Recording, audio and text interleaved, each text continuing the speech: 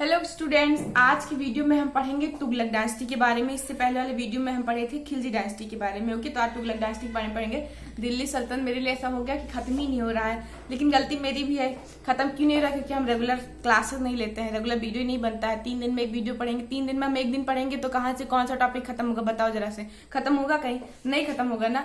और ये हम 7th के सिलेबस के हिसाब से पढ़ा रहे हैं, लेकिन ये 7th के सिलेबस में इतना है नहीं। और मैं पढ़ा इसलिए रही हूँ कि मेरे स्कूल में भी जो 7th के बच्चे होंगे, जो देख रहे होंगे, उनको तो पता होगा कि बुक्स में कितना लिखा है। इसलिए कि जब हम किसी हिस्ट्री में किसी पर्सन का नाम पढ़ते हैं तो मेरे अंदर क्या सबके अंदर एक क्यूरियोसिटी होती है कि हम इसके बारे में जाने, इसने आखिर ऐसा क्या किया कि जिसका नाम हिस्ट्री में लिखा है। तो अगर थोड़ा सा एक पॉइंट लिखा तो उसमें थोड़ा मन सेटिस्फाइड नहीं होता है। हिस्ट्री ऐसी चीज ही है कि जितनी भी स्टोरी बता दो सब कम ही है, उतना ही ज्यादा इंटरेस्ट आता है। तो इसीलिए मैं थोड़ा सा बता देती हूँ कि जैसे आपको थोड़ा सा हम सेटिस्फाइड रहे कि हाँ हमने कुछ सीखा इस चैप्टर में। तो तुगलक डायनेस्टी में मेनली 3 रूलर्स हैं, स्पेशली 3 रूलर्स हैं। एक का नाम है गयासुद्दीन तुगलक, मोहम्मद बिन तुगलक और फिरोज शाह तुगलक। ये मेन 3 रूलर्स हैं जिनके बारे में पढ़ेंगे। जैसे खिलजी डायनेस्टी में मेन रूलर कौन था? अलाउद्दीन खिलजी, उनके बारे में पढ़े थे, तो इसमें इनके बारे में पढ़ेंगे। ओके, तो देखो तुगलक डायनेस्टी का जो एस्टेब्लिशमेंट गयासुद्दीन तुगलक ने 5 सितंबर 1320 को किया था। किसको हराकर? खिलजी डायनेस्टी में लास्ट रूलर पर्सन जो था उसका नाम था खुसरो खां। उसने अपने नाम के आगे पैगंबर की टाइटल लगाई थी, तो उसको हराकर गयासुद्दीन तुगलक ने तुगलक डायनेस्टी की स्थापना की, एस्टेब्लिशमेंट किया। और गयासुद्दीन तुगलक का जो पहले नाम था वो था गाजी मलिक। और जब इसने खुसरो खां को हराया और दिल्ली सल्तनत पे सिंहासन पर बैठा और तुगलक डायनेस्टी का स्टार्ट किया, तब इसने अपना नाम चेंज करके गयासुद्दीन तुगलक रख लिया। ओके, और इसका जो टाइम पीरियड था 1320 से 1325 तक था। मीन्स इसने 5 साल तक शासन किया। कितने साल तक? 5 साल तक शासन किया। और इसने सबसे पहले नहर बनाने की जो निर्माण प्रक्रिया थी, नहर बनाने की जो प्रक्रिया थी, इसने स्टार्ट की थी। मतलब first canal establishment by Ghiyasuddin Tughlaq, first canal इसने बनाया था। ओके, और एक शहर था तुगलकाबाद, तुगलकाबाद जो दिल्ली में है। दिल्ली में पहाड़ी साइड में जो एरिया पड़ता है उसी पहाड़ियों पे बना है, तुगलकाबाद सिटी बना है। और एक फोर्ट भी है जिसका नाम है छप्पन कोट दुर्ग, जिसको बोलते हैं दुर्ग, छप्पन कोट दुर्ग इसने भी बनवाया था। तो तुगलकाबाद सिटी और छप्पन कोट दुर्ग इसने बनवाया था गयासुद्दीन तुगलक। उसके बाद देखो इसकी डेथ कैसे हुई।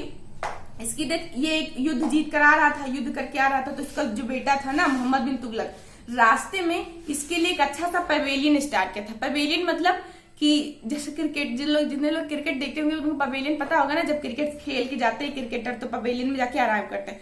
तो पवेलियन लकड़ी का थोड़ी देर के लिए, मतलब कुछ समय के लिए आराम करने के लिए एक घर बनाया जाता था। आप लोग अगर सीरियल देखे होंगे, अब बहुत सीरियल आते हैं हिस्टोरियंस के, तो उसमें रास्ते में बनाए ना तंबू वंबू तान के बनाया जाता, तो वही लकड़ी का पवेलियन बनाया गया था। कुछ आंधी वांधी चलने के कारण वो पवेलियन गिर गया, बीच में ये अंदर बैठा था और उसी पवेलियन के ढहने में लकड़ी के अंदर दबकर इसकी डेथ हो गई। इसलिए मैंने लिखा है collapse wooden pavilion. Collapse wooden pavilion, collapse मतलब ढहना, कोई लकड़ी की चीज, कोई भी चीज हो ढह जाए। तो जो वुडन पवेलियन था उसके ढहने के कारण इसकी मृत्यु हो गई थी, मतलब डेथ हो गया था। और डेथ कब हुआ था? 1325 में। और जब गयासुद्दीन तुगलक की डेथ हो गया तो इसका जो सक्सेसर था, सक्सेसर मतलब उत्तराधिकारी जो था, मोहम्मद बिन तुगलक, तुगलक डायनेस्टी का 2nd रूलर बना। देखो मोहम्मद बिन तुगलक के बारे में बताया तो दिल्ली सल्तनत का सबसे ज्यादा पढ़ा लिखा, मतलब सब चीज, जिसको कहते हैं मल्टी टैलेंटेड, आप इसको आर्टिस्ट बोल सकते हो। आर्टिस्ट हम किसे बोलते हैं? जिसको सब चीज आता हो, drawing, poet, scholar, philosophy, mathematician और फिजिशियन, सब कुछ आता हो जिसको। तो ये एक ऐसा पर्सन था जिसको सब कुछ आता था। ये लैंग्वेज था, इसको 4-5 भाषा का ज्ञान भी था। ये 4-5 भाषा जैसे फारसी, तुर्की, ईरानी, हिंदी, ये सब कुछ, उर्दू, ये सब कुछ इसको आता था। तो ये काफी टैलेंटेड था। और इतना ज्यादा टैलेंटेड था कि जो भी रूल्स निकालता था, जो भी पॉलिसीज बनाता था, वो हमेशा फेल ही रहता था। मतलब कभी सक्सेस नहीं रहता। 2-3 साल के अंदर उसका बैड ही इफेक्ट उल्टा इसी को आके, मतलब बेनिफिट किसी तरीके से होता ही नहीं था।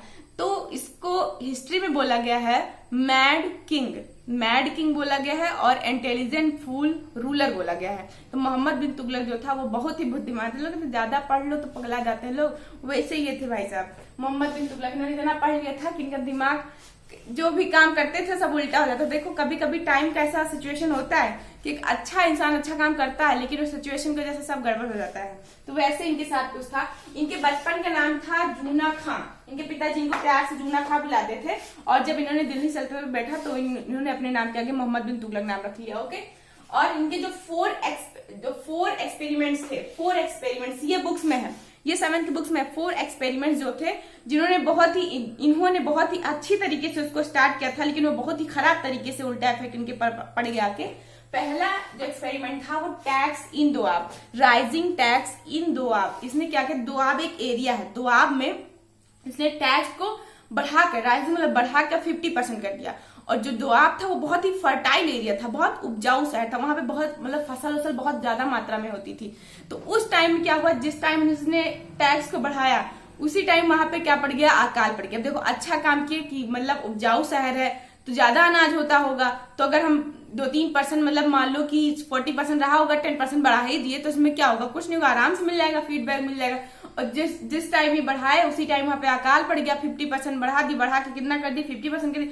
अब जब वहां पे अकाल पड़ गया तो सारा जो वहां का फसल थी सब डिस्ट्रॉय हो गया, कुछ हुआ ही नहीं, बस अकाल सूखा पड़ गया। तो अब वहां के जो सारे किसान थे, फार्मर्स थे, वो बहुत गुस्सा हुए, उन्होंने जो फसल होता भी था उसको भी जला देते थे। तो वो उल्टा फिर किसके ऊपर पड़ गया, इनके ऊपर पड़ गया। फर्स्ट एक्सपेरिमेंट क्या था, टैक्स इन दोआब। सेकेंड क्या था, transfer capital Delhi to Daulatabad. Second इनका एक्सपेरिमेंट था, इन्होंने दिल्ली में देवनागरी से अपनी कैपिटल को ट्रांसफर करके दौलताबाद रख लिया। अब जितने उस टाइम के हिस्ट्रियन पर्सन थे, जितने इनके दरबार में लोग थे, उन्होंने इनको उल्टा मतलब क्या कहते हैं, एक तरीके से टंच करने लगे, टंच ही बोलते, हाँ टंच करने लगे, मतलब कि टोन बोलने लगे कि ऐसे कौन करता है, अपनी राजधानी को बदल कर दूसरी जगह। तो इसके बहुत से रीजन बताए गए, जैसे कि ये दोआब साइड मतलब दौलताबाद साइड के एरिया को लेके बहुत लालची हो गया, और उस टाइम मंगोलों का आक्रमण होता था, जो राजपूत रूलर्स थे मंगोल लोग, उनका आक्रमण होता था, उनके भी आक्रमण से बोले कि उनके आक्रमण से डर गए, इसलिए अपने आप को सेव करने के लिए दिल्ली से ट्रांसफर होकर दौलताबाद चले गए। ऐसा कुछ इतना लोग टंच बोल दिए कि 3-4 साल बाद फिर इन्होंने अपने सारे लोगों को कहा, आई थिंक कितने में 1335 में इन्होंने सब लोगों से कहा चलिए फिर से हम दिल्ली चलते हैं, मतलब दौलताबाद से फिर से कहाँ चलते हैं, दिल्ली चलते हैं। तो सेकेंड एक्सपेरिमेंट का ये भी फेल हो गया, 2 एक्सपेरिमेंट फेल हो गया।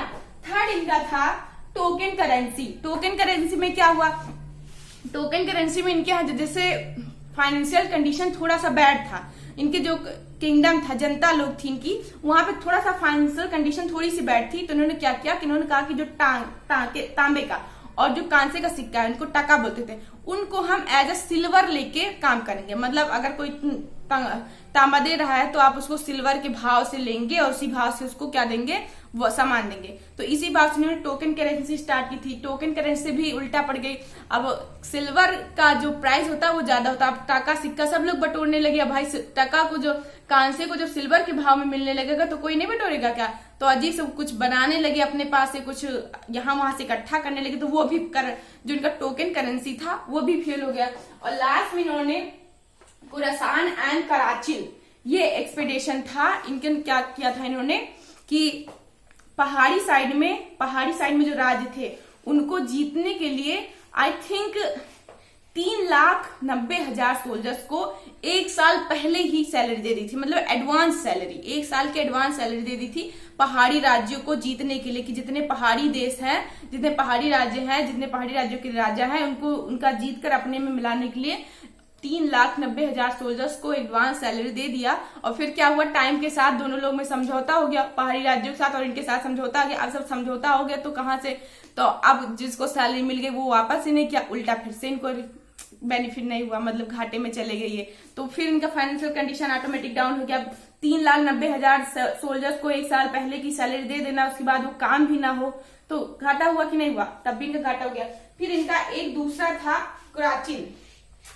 कराचिल एक्सपीडिशन में क्या था, इसमें कराचिल एक्सपीडिशन में क्या था कि कराचिल अभियान में हुआ था कि देखो, कराचिल अभियान में भी मोहम्मद बिन तुगलक ने एक विशाल सेना खुसरो मलिक के साथ पहाड़ी राज्यों को ये जीतने को भेजा था। उसमें क्या हुआ कि जाते जाते आधे से ज्यादा मतलब पूरे सैनिक ही उस जंगलों में भटक गए, इधर उधर भटक गए, कोई मिला ही नहीं।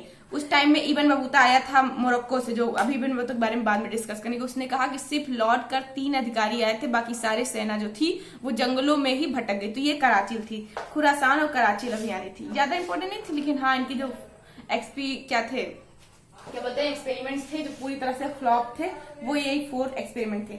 अब बात करते हैं इब्न बतूता के बारे में। देखो इब्न बतूता मोहम्मद बिन तुगलक के टाइम में आया था, जो मोरक्को का था ट्रेवलर, मोरक्को का ट्रेवलर था। इसकी जो बुक है रिहाला ना, ये लिखा है रिहाला, ये बुक बहुत ही फेमस बुक थी। इस बुक को पढ़ने के बाद मतलब सब चीज देश तुगलक डायनेस्टी के बारे में पूरा चीज मिलता है जानने को। ओके, कितना टाइम हो गया, इतनी जल्दी जल्दी बोलते तभी इतना टाइम हो जाता है।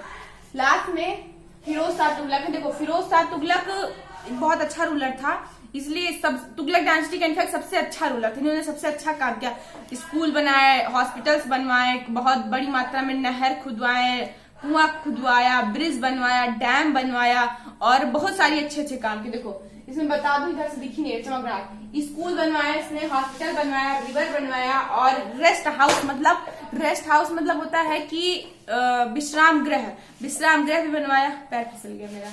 विश्राम गृह बनवाया और इसने इतने ज्यादा नहर खुदवाए, कुएं खुदवाए, इसीलिए इसको फादर ऑफ इरिगेशन कहा जाता है, मतलब कृषि विभाग का जनक, पिता कहा जाता है इसको। और इसने 150 कुएं बनवाए थे, 100 ब्रिजेस बनवाए थे और 50 डैम्स बनवाए थे। और टाउन्स में इन्होंने बहुत सारे शहरों का भी विकास किया, मतलब बहुत many development of cities. Towns में इन्होंने फिरोजाबाद शहर, हिसार शहर, जौनपुर शहर और फतेहाबाद शहर बनवाया। और देखो इन्होंने जो गरीब लड़कियां थी, मतलब जो विधवा स्त्रियां होती थी और जो गरीब लड़कियां होती थी, उनके लिए इसने एक स्पेशली घर बनवाया था, उसका नाम था दीवाने खैरात। दीवाने खैरात जो विधवा लड़कियां थी, गरीब लड़कियां थी, उनके लिए बनवाया था। वो लोग आके यहाँ पे रहती थी। और दिल्ली सल्तनत में सबसे ज्यादा स्लैब्स रखने वाला, गुलाम रखने वाला ये फर्स्ट रूलर था। इसके पास कितने स्लैब थे? 1 10 100,000 10,000 लाख 1,80,000 स्लैब्स किसके पास थे? फिरोज शाह तुगलक के पास थे। ओके, लास्ट रूलर था तुगलक डायनेस्टी का नसीरुद्दीन। ये मैंने ब्रेकन में यहाँ पे लिखा है, नसीरुद्दीन तुगलक कितने लास्ट रूलर था। ओके, तो ये तुगलक डायनेस्टी आपका यहाँ पे खत्म हो रहा है। बहुत टाइम हो जाता है, मैं सोचती हूँ कितनी जल्दी खत्म, मतलब 5 से 8 मिनट 10 मिनट इतना लगे, लेकिन कितनी भी जल्दी बोले लेकिन उतना टाइम नहीं खत्म होता है। ओके, तो मिलते हैं नेक्स्ट वीडियो में। और सब लोग वीडियो को शेयर करें, सब्सक्राइब करें। जो बच्चे हैं 7th क्लास के, 7th क्लास जितने स्टूडेंट्स हैं वो सबके पास शेयर कर दे। जैसे अगर स्कूल में जैसे मान लो कभी एब्सेंट रहे या ना पढ़ाए या कुछ थोड़ा सा मिस हो जाए तो वो उतना आपका कवर हो जाए। ओके, और जैसे मैंने नोट्स बनाया है ऐसे मैं इसको इसलिए अच्छे से लिख देती हूँ कि जैसे आपका मन क्या है लिखने का तो अच्छे से लिख लीजिए भाई। देखो बुक्स में ना तो ऐसे लिखा रहता है, ना तो स्कूल में टीचर्स ऐसे लिखवाते हैं। ये तो एक स्मार्ट स्टडी है कि आप एक ही पेज में पूरा चैप्टर कवर कर लो। नहीं तो बुक्स में तो question answer 80 to 100, 50 to 70, 10 to 20 words के, ऐसा 3 पार्ट में डिवाइड है। वो तो लिखोगे कि ये लिखोगे, तो ये एक स्मार्ट स्टडी है। आप इसको चाहो तो अच्छे से लिख सकते हो, इसीलिए मैं आप लोगों के लिए लिख देती हूँ। Okay, see you soon in next video. Thank you, take care.